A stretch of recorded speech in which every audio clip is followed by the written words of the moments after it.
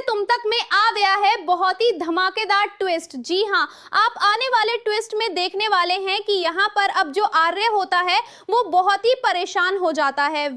यहाँ पर अब मानसी और हर्ष छुपके से पहुंचने वाले हैं डॉक्टर के पास और करवाने वाले हैं डीएनए टेस्ट। जी हाँ, यहाँ पर वो आर्य और साथ ही जो यशवर्धन है उसके यहाँ पर डीएनए ले जाता है सैंपल, और उसके बाद उन सैंपल्स को ले जाकर डॉक्टर को दे देता है और कहता है कि इनका डीएनए टेस्ट करना है और मुझे बताना है कि आखिर क्या रिपोर्ट है। जिसके बाद रिपोर्ट नेगेटिव आती है और यहाँ पर हर्ष घर पर आकर तमाशा करते हुए कहता है कि पता चल गया हमें सारा सच, ये हमारे घर का बच्चा नहीं है, ये माँ का कोई बेटा नहीं है। जिसके बाद यहाँ पर अब जो हर्ष होता है वो तो ये कह देता है, मानसी खूब ड्रामा क्रिएट कर देती है। यहाँ पर यश को घर से धक्के मारकर बाहर फेंकने लगती है, लेकिन तभी चुप्पी टूट जाती है यहाँ पर आर्य की, और वो कहता है कि ये सच नहीं है। सच ये है कि इस घर का बेटा मैं नहीं हूँ, मैं इस घर का दामाद हूँ, क्योंकि राजनंदनी का मैं हस्बैंड हूँ।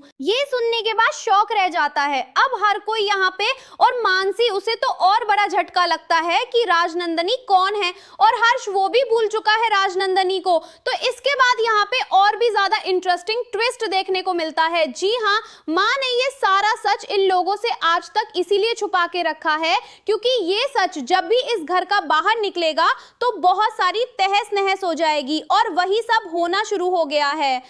एक तरफ जहां अनु को जब ये सब पता चला तो अब वो सबसे पूछने वाली है कि आखिर इतना सच क्यों छुपाया गया। जिसके बाद यहाँ पे अब मानसी वो कह देगी कि हमारा तो इस घर में कुछ अस्तित्व है नहीं और आप ही किस हक से रह रहे हैं। अगर राजनंदिनी नहीं है तो आपको भी इस घर से निकल जाना चाहिए। इसके बाद आर्य शॉक्ड रह जाता है और माँ कहती है कि जिसे जाना है जाए, लेकिन आर्य इसी घर में रहेगा। तो अब देखना इंटरेस्टिंग होगा, क्या मानसी और हर्ष छोड़ने वाले हैं घर, या फिर आर्य कैसे समझा बुझाकर उन्हें यहीं पर रख लेगा। मतलब इस डीएनए टेस्ट से खूब बड़ा तमाशा घर में होने वाला है। तो भाई आप है कितने एक्साइटेड, हमें कमेंट जरूर करें। ऐसी खबरों से जुड़े रहने के लिए हमारे चैनल को जरूर सब्सक्राइब कर लें।